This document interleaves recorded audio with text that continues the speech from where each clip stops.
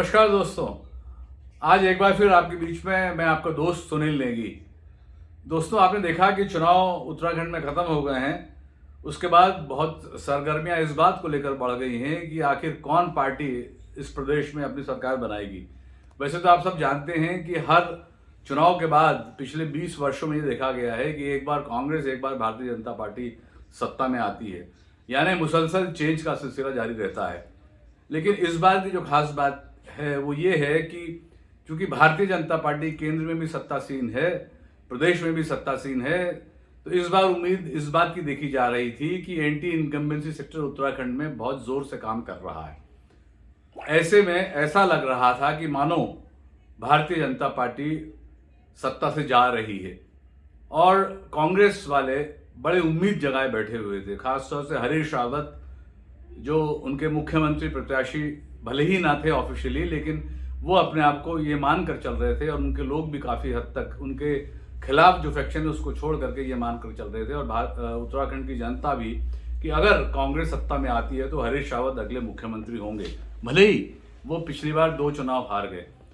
लेकिन इन सब चीज़ों के बावजूद एक बात बड़ी अजीब सी मैंने आज देखी है कि चुनाव खत्म होने के बाद हरीश रावत ने जो बयान दिया है, उस बयान में उन्होंने स्पष्ट रूप से कहा है कि अगर मैं मुख्यमंत्री बनता हूं, जो कि मेरी हार्दिक इच्छा है, तो बेहतर रहेगा, लेकिन अगर मैं मुख्यमंत्री नहीं बन सका तो घर बैठूंगा। आखिर इस बात का इंगित, ये बात क्या इंगित करती है, इस बात का इंडिकेशन क्या है समाज में? ये बात बड़ी अजीब सी लगी, क्योंकि ये वही हरीश रावत हैं जिन्होंने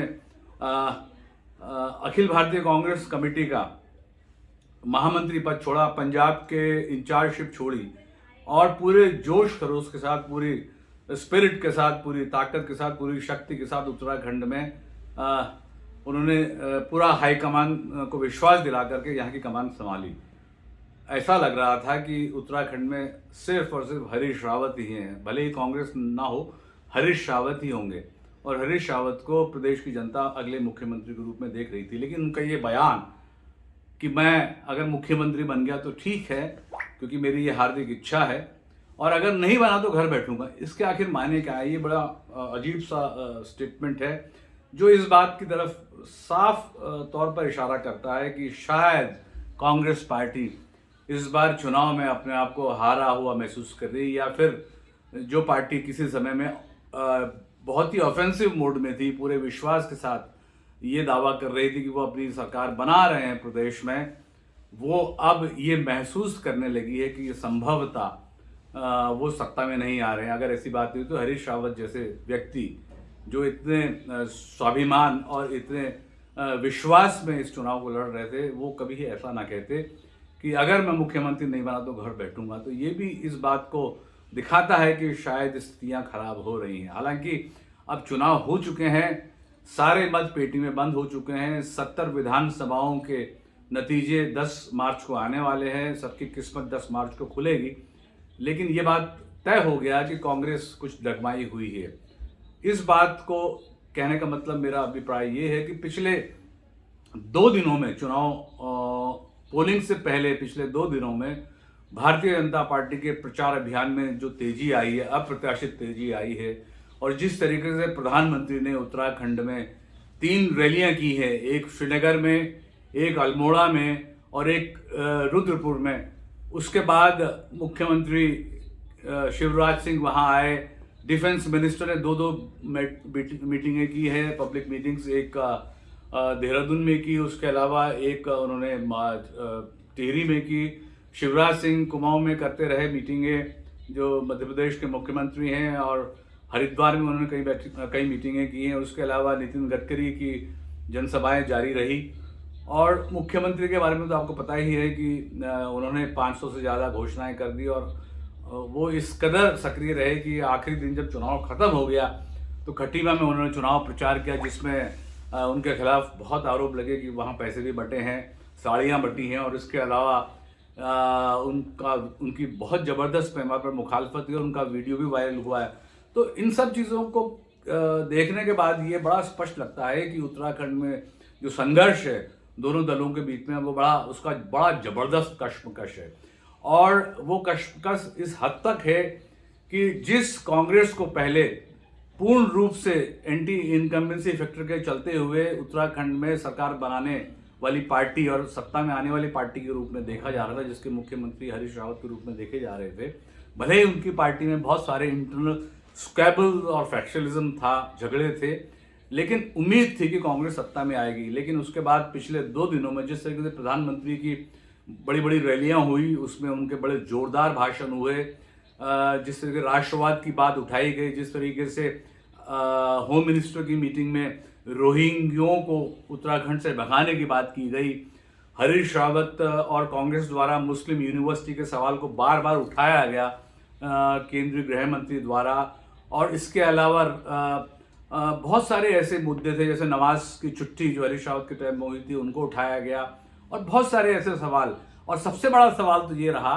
कि यूनिफॉर्म सिविल कोड उत्तराखंड में लागू करेंगे, इसको लेकर के मुख्यमंत्री ने स्पेशल प्रेस कॉन्फ्रेंस आखिरी दिन में की है।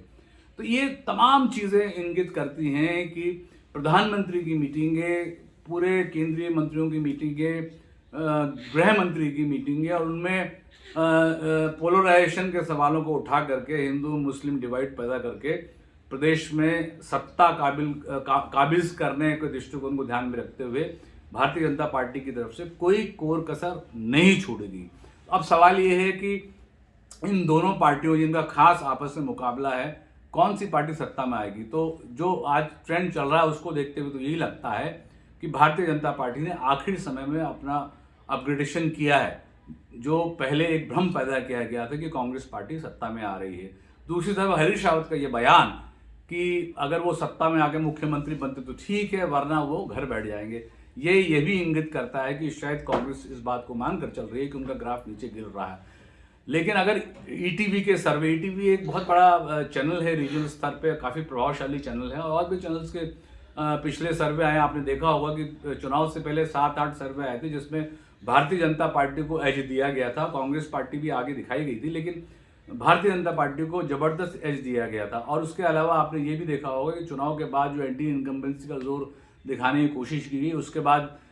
चुनाव के जो वोटिंग हुए, वोटिंग के बाद जो है ईटीवी जो प्रमुख चैनल है, रीजनल चैनल है उत्तराखंड का, उसने भी एक सर्वे किया और बड़ी गहराई से उसने जांच पड़ताल की, जिसके मुताबिक जो है भारतीय जनता पार्टी अभी भी जो है 35-36 सीट ला रही है और 33 सीट कांग्रेस ला रही है। और उनका ये मानना है कि शायद आम आदमी पार्टी या इंडिपेंडेंस 3-4 सीटें ले करके जो सत्ता में आने की जब कोशिश का दौर चलेगा तो उसमें इनका रोल बड़ा महत्वपूर्ण होगा। तो ऐसी स्थिति में हंग विधानसभा का दावा किया गया है और भारतीय जनता पार्टी को बहुत माइनर जो है बेनिफिट दिया गया। तो खैर, अगर हम ईटीवी के सर्वे को देखें और पुराने सर्वेस को देखें जो चुनाव से पहले एबीपी के थे और टाइम्स नाउ के थे और सी वोटर सर्वे भी था, उनमें अक्सर जो है हल्का सा एज भारतीय जनता पार्टी को दिया गया, लेकिन कश्मकश भारतीय जनता पार्टी और कांग्रेस के बीच में ही दिखाई गई। लेकिन आखिरी समय में जो 2 दिन बचे थे चुनाव से पहले, जिस तरीके से प्रधानमंत्री का जबरदस्त बोलबाला उनकी मीटिंगों के जरिए रहा, होम मिनिस्टर का रहा, और जिस तरीके से केंद्रीय मंत्रियों की बौछार हो गई, जबकि उत्तराखंड में कांग्रेस की तरफ से सिर्फ राहुल गांधी की एक मीटिंग हुई देहरादून में, और प्रियंका गांधी की एक देहरादून में हुई, एक खट्टी में हुई और एक श्रीनगर की बैठक हुई। तो इस लिहाज से भारतीय जनता पार्टी का प्रचार बहुत जोरदार रहा और साथ साथ जो है पोलराइजेशन का जो है वो असर काफ़ी दिखाई दिया। तो इन सब चीज़ों को देखते हुए और ईटीवी के सर्वे को देखते हुए और पिछले जो सर्वे हुए थे उससे यही लगता है कि भारतीय जनता पार्टी ने जरूर उछाल कायम की है पिछले 2-3 दिनों में, लेकिन वो उछाल प्रोग्राम्स के आधार पर नहीं थी, अचीवमेंट्स के आधार पर नहीं थी, उपलब्धियों के आधार पर नहीं थी। वो उछाल निश्चित तौर पर पोलराइजेशन के आधार पर थी। और कांग्रेस जो है वो भले ही थोड़ा सा पॉलिटिकली डिमोरलाइज लग रहा है, लेकिन अभी भी उम्मीद कायम करके बैठा है। लेकिन हरीश रावत का जो लेटेस्ट बयान आया है कि अगर वो जीतते हैं तो मुख्यमंत्री बनेंगे और उनकी ख्वाहिश भी है, और अगर नहीं बनेंगे तो घर बैठ जाएंगे, इससे भी लगता है कि कांग्रेस कुछ आश्वस्त इस मामले में नहीं है, डिफेंसिव मोड में आ गई, जो किसी समय में पूरी तरीके से ऑफेंसिव मोड में थी। तो यही मेरा कहना है। लेकिन एक बात मैंने जो देखी है, जब मैंने सर्वेज देखे कॉन्स्टिट्यूंसी वाइज, तो ये भी देखा गया है कि जितनी भी माइनॉरिटीज डोमिनेटेड कॉन्स्टिट्यूंसीज थी, जैसे हरिद्वार का है, उधम सिंह नगर है, उत्तरकाशी, जो प्लेन्स एरियाज हैं, वहाँ पर जो है वोटिंग परसेंटेज 70, 75 से 80 तक भी गया है। जो ये क्लियर कट तरीके से दर्शाता है कि चाहे कि जिस तरीके से इंटीरियर्स जो गांव हैं वहाँ पर स्टैटिक रहा है वोटिंग परसेंटेज 55%, लेकिन जो शहरी इलाके हैं, प्लेन्स इलाके हैं, जहाँ पर घनत्व है वोटर्स का, जैसे हरिद्वार हुआ, उधम सिंह नगर हुआ, नैनीताल हुआ, वहाँ पर पोल परसेंटेज बहुत बड़ा है। तो ये गुस्से का वोट के रूप में हम इसे देख सकते हैं। तो ऐसे में ये लगता है कि शहरी क्षेत्रों में गुस्से का वोट है सरकार के खिलाफ। गांव के अंदर जो इंटीरियर्स में वहाँ संभवतः पोलराइजेशन का असर हुआ है। लेकिन इन सब चीज़ों के बावजूद एक बात बड़ी स्पष्ट है कि आम आदमी पार्टी एक हद तक कांग्रेस के वोट बैंक पर असर डाल सकती है। उनका पोल परसेंटेज को अगर हम देखें तो वहाँ पर वो थोड़ा सा हिट कर सकती है, लेकिन फिर भी ये स्पष्ट है कि ये जो संघर्ष है दो पार्टियों के बीच में है, कांटे का है। और 10 मार्च को जो नतीजे आएंगे उसमें 70 में से जो सीटों का डिवीजन रहेगा वो 35, 33 और इंडिपेंडेंट का जो दिखाया गया ईटीवी में वो काफ़ी हद तक मैं उससे सहमत हूँ। और मैं ये कह सकता हूँ दावे से कि भारतीय जनता पार्टी ने कितना भी कवर किया हो, लेकिन कांग्रेस के पक्ष में जो एंटी इनकम्बेंसी वोट जा रहा है वो मैं समझता हूँ कि वो कांग्रेस को भले ही बहुत कम मार्जिन में रखेगा, लेकिन उसका स्तर, उसका जो अल्टीमेट जो उसकी रिकवरी है, मैं समझता हूँ कि वो ऊपर ही रहेगी। और ये ज़ोरदार संघर्ष है, अभी कहना बहुत मुश्किल है। कुल मिलाकर के in my opinion this is an unpredictable election with BJP having an optimism of some recovery, but Congress still have the benefit of anti-incumbency. जय हिंद, जय भारत, जय उत्तराखंड।